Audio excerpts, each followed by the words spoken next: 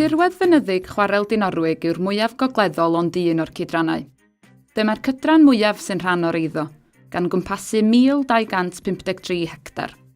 A gyntau wedi'i leoli o fewn tirwedd drawiadol llethrau is yr Wyddfa Celedi'r Fawr ac yn agos at y ddau lyn, Padarn a Pheris, mae tirwedd Dinorwig wedi apelio at deithwyr ac artistiaid sy'n chwilio am y rhamantaidd a'r dyrchafedig, yn ogystal â denu dringwyr mynydd a botanegwyr ers y 19fed ganrif. Mae'r cydran hwn yn cael ei ddominyddu gan wynebau carreg ponciog, incleiniau a thomenydd creiriol trawiadol Chwarel Dinorwig.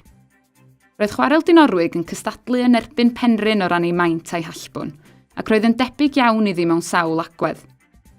Fodd bynnag, fe ddatblygodd ei ddull peirianyddol cryf ei hun, ac fe adlewyrchu'r hyn yn rheilffordd stêm gyntaf diwydiant Llechi Gogledd Cymru, ac yn y cyfadeiladau peiriannu Peder Onglog hynod a adeiladwyd ym 1870, sydd bellach yn gartref i amgueddfa Llechi Cymru. Gan i'r chwarel gau yn sydyn ym 1969, mae nifer o adeiladau, strwythurau a pheiriannau wedi goroesi ar rai o'r ponciau uwch a mwy ynysig.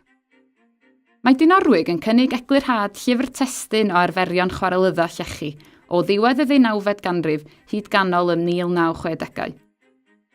Mae 10 elfen y cydran hwn yn cynnwys Chwarel Dinorwig, Ponc Australia, y Dre Newydd, Inclên Fifian 2, Chwarel Lechi'r Fifian, cyfadeiladau peiriannu Chwarel Dinorwig amgueddfa Llechi Cymru, systemau ffordd Chwarel Dinorwig, ffordd haearn a rheilffordd Chwarel Dinorwig, Deiniolen, Clwt y Bont, Dinorwig ac aneddiadau fach wen, Craig yr Undeb, ysbyty Chwarel Dinorwig.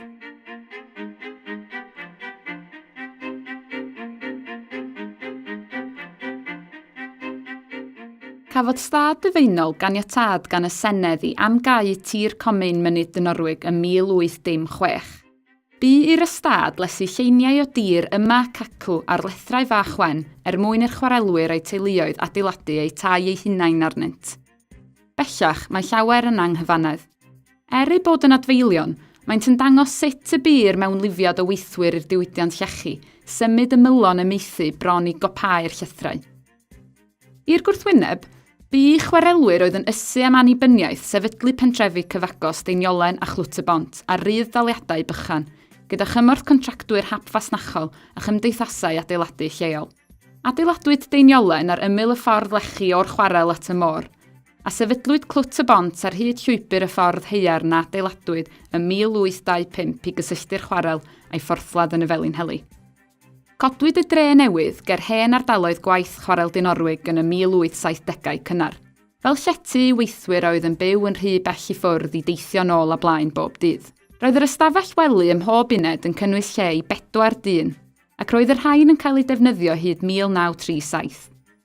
Mae'r llwybrau cynnar a adeiladwyd i gludo'r Llechi o'r chwarel yn cynnwys ffordd i geir llysg a sefydlwyd yn y 19fed ganrif, ac sy'n arwain at y lanfa ar lan llyn Padarn, lle byddai'r Llechi yn cael ei cludo ymlaen ar gwch. Dilynwyd y llwybr hwn gan ffordd fwy uchelgeisiol, oedd yn arwain at harbwr llanwol ar lan y Fenai. Roedd cangen y sefydlwyd ym 1823 yn gwiro i arwain at ran uchaf, neu garet y chwarel, gan ymlwybro drwy dyddynod chwarelwyr a chlytwaith o geiau a adenillwyd o'r rhostir. Dilynwyd y ffyrdd gan ffordd haearn Chwarel Dinorwig a adeiladwyd ym 1825, oedd yn efelychu dyluniad ffordd haearn Chwarel y Penrhyn yn agos, ac yna gan reilffordd Chwarel Dinorwig a adeiladwyd ym 1842 ac a oedd yn dilyn glannau llyn Padarn. Cafodd ei hail adeiladu fel rheilffordd i dwristiaid ym 1971.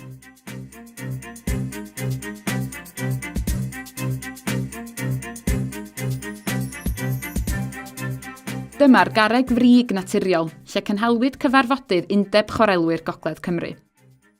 Sefydlwyd yr Undeb ym 1874. Roedd perchnogion bonheddig y chwareli a landlordiaid oedd yn gweld eu gweithlu fel ased, yn digio weithiau at dwf undebaeth llafur yn y diwydiant Llechi, gan arwain at anghydfodau megis streic fawr Chwarel y Penrhyn.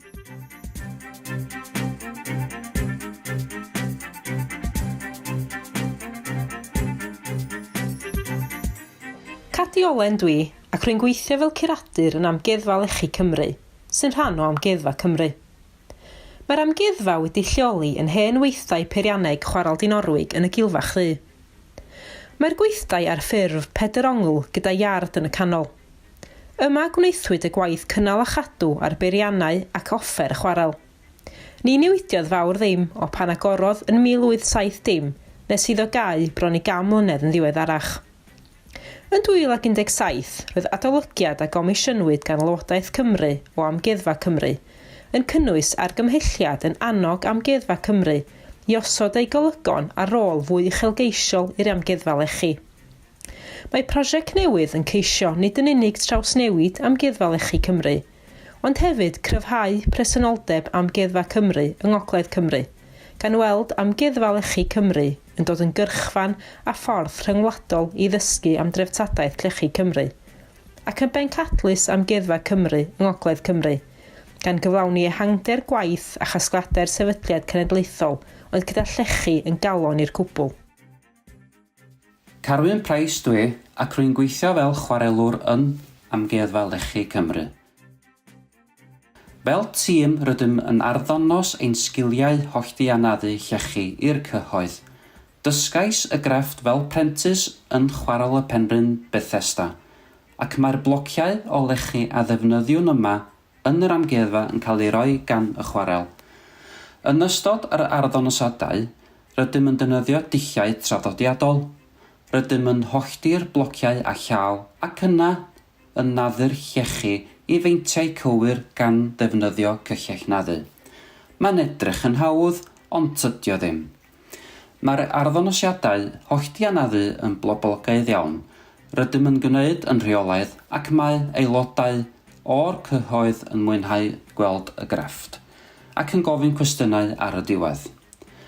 Mae galw mawr am Llechi wedi'i naddu a llaw ar gyfer gwaith cadwraeth ar y adeiladau hyn, ac wrth fod yr amgueddfa'n bwriadu dechrau hyfforddi prentisiaid i ddysgu sgiliau hyn, mae fy nhydweithiwr Liam Engof yn enghraifft da y sut gall bobl ifanc ddysgu ac arddangos sgil traddodiadol.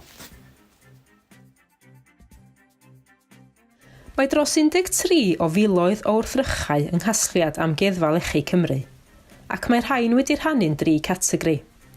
Yn gyntaf, y gwrthrychau oedd ar y safle pan sefydlwyd yr amgueddfa, offer a pheiriannau gwreiddiol gweithdai Gilfach Ddu, fel yr olwyn ddŵr, sef yr olwyn ddŵr fwyaf ar dir mawr Prydain. Yn ail, y gwrthrychau sydd wedi'i casglu gan yr amgueddfa ers ei sefydlu yn 1972. Mae'r gwrthrychau hyn yn cynrychioli y diwydiant Llechi ar hyd a lled Cymru, megis Iwna, injan stêm o chwarel Pen yr Orsedd yn Nyffryn Anlle. Yn drydydd, y gwrthrychau sy'n dod drefnu Fron Haul, rhes o 2 chwarelwyr sy'n cynrychioli 3 cyfnod gwahanol o amser a 2 ardal chwarelyddol wahanol. Mae casglu diweddar wedi cynnwys prosiect hanes llafar a gofnododd atgofion gweithwyr olaf chwarel Dinorwig. Mae'r holl wrthrychau hyn yn cael ei dogfennu'n ofalus ac yn derbyn gofal yn unol â pholisiau a gweithdrefnau Amgueddfa Cymru. Y casgliad yw sylfaen holl waith yr amgueddfa. Gyda chasgliad mor eang ac amrywiol, mae gwaith cadwraeth yn digwydd yn barhaus yn Amgueddfa Llechi Cymru, gyda gwaith diweddar yn canolbwyntio ar yr echel. Yr echel oedd yn dosbarthu pŵer o'r olwyn ddŵr ac olwyn peltyn yn ddiweddarach i holl beiriannau gweithdai Gilfach Ddu. Mae berynnau a chyplyddion wedi cael ei amnewid, ac mae'r rhaglen o waith cynnal a chadw a gwiriadau mecanyddol rheolaidd wedi cael ei sefydlu. Ymhlith y prosiectau cadwraeth diweddar eraill, mae adfer craen codi boncyffion yr amgueddfa a ddefnyddwyd i symud pren, a ffeintio'r casgliad o ageni. Elfyn Jones Roberts ydw i, a rwy'n gweithio yn Amgueddfa Llechi Cymru, ac un rhan o'm swydd yw gofalu am yr un clen yma. Mae, wrth gwrs, yn wrthrych mawr, gwrthrych sydd yn gweithio a symud ac rydym yn gofalu amdano'n ofalus. Mae angen cynnal a chadw'r cwtyn clen, y drwm, a'r teithwyr sy'n symud i fyny ac i lawr yr un clen yn rheolaidd, a hefyd gwely'r un clen. Rwy'n mwynhau arddangos yr un clen i'n hymwelwyr, A mae hefyd yn dda gweithio gyda'n swyddog addysg pan fydd yn gosod yr her i blant adeiladu model ein clen eu hunan. A drwy hyn, deall sut mae'r cyfan yn gweithio.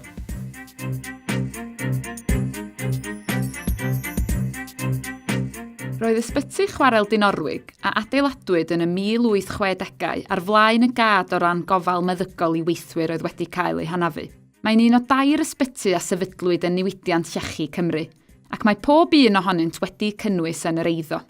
Yn yr un modd ag ysbytau yn Chwarel y Penrhyn a Blaenau Ffestiniog, mae gosodiad ysbyty Chwarel Dinorwig yn seiliedig ar floc derbynfra canolog, gyda gadeiniau yn ymestyn allan o dalcennu'r adeilad. Mae ysbyty Dinorwig mewn lleoliad amlwg mwyn i bawb weld beth oedd bwriad hynaws y perchnogion. Mae llawer o'i hoffer meddygol cynnar i'w weld yno, ac mae wedi ei ddehongli.